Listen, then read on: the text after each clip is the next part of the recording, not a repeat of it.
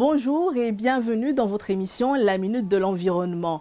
Aujourd'hui, nous allons suivre une équipe du Conservatoire botanique national des Mascarins. Leur mission sur le terrain est de faire l'inventaire et la cartographie de la flore mahoraise.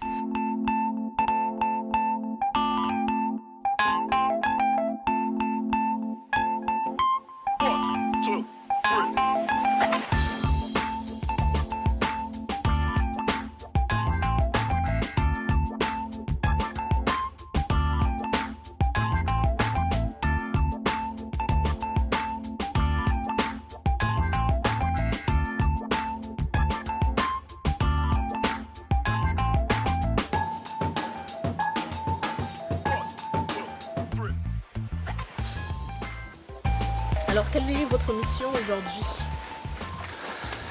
Nous sommes ici donc dans le cadre du plan de gestion, du futur plan de gestion des presqu'îles de Sazilé et de Charifou. Donc c'est une commande du Conservatoire du Littoral qui avait lancé un appel à projet auquel nous avons répondu aux côtés d'un bureau d'études qui s'appelle Biotope. Et donc nous avons remporté la commande. Et donc le Conservatoire botanique national de Mascarins est responsable pour sa partie de la cartographie de la végétation.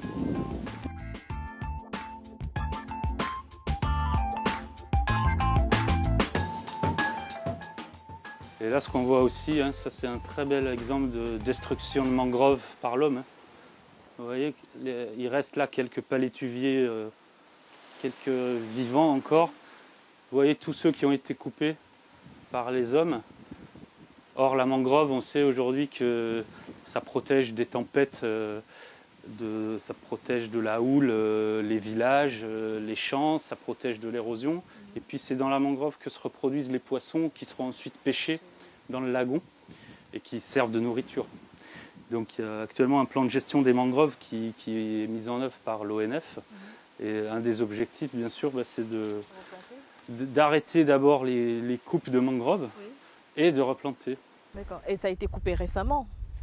Alors là, je ne peux pas vous dire quand ça a été coupé, là. Aucune idée. Il y a de la coupe encore actuellement qui se fait. Pourquoi les gens coupent? Ici, je ne peux pas vous dire. Alors, les gens coupent pour avoir du bois de feu, mais aussi pour planter du songe à certains endroits, du songe, du bananier. À l'arrière des mangroves, on voit des installations de culture.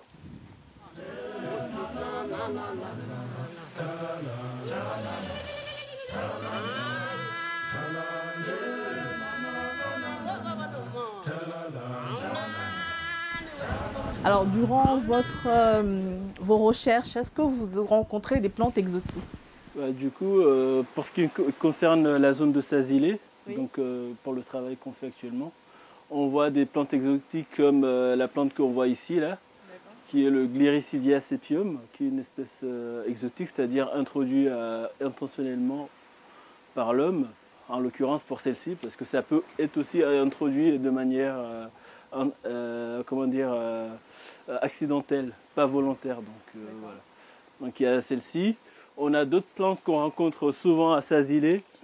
Et donc, entre autres plantes exotiques, on a le Lantana camara, donc une plante qui est très bien connue à Mayotte, laquelle à Sazilé, parfois on rencontre des zones immenses envahies, où parfois on est obligé de sortir la machette pour se faire un petit chemin pour pouvoir passer.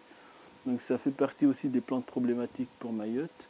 Hormis l'aspect ornementif, est-ce que ces plantes ont été introduites de façon autre pour d'autres raisons? En fait, tout dépend de l'espèce considérée. Il y a des espèces qui ont été introduites pour la sylviculture, plutôt du reboisement en fait. Par exemple, l'acacia mangium, pour ne citer que l'acacia, donc qui a été introduit pour justement des opérations de reboisement. Il y en a d'autres qui ont été, par exemple l'eucalyptus, qui ont été introduits pour le reboisement. On a des plantes alimentaires qui sont introduites pour la culture. Et on a des plantes purement ornementales qui sont introduites juste dans les buts des aménagements urbains. Donc voilà, tout dépend de la plante. Ça peut avoir plusieurs fonctions ou une seule fonction principale. Cela dépend de l'espèce.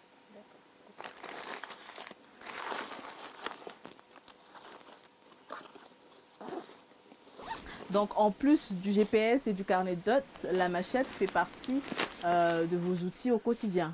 C'est-à-dire qu'on sait la machette, à des endroits on serait incapable de pouvoir traverser, puisque le lantana, comme vous pouvez le constater, ça fait quand même des formations super denses.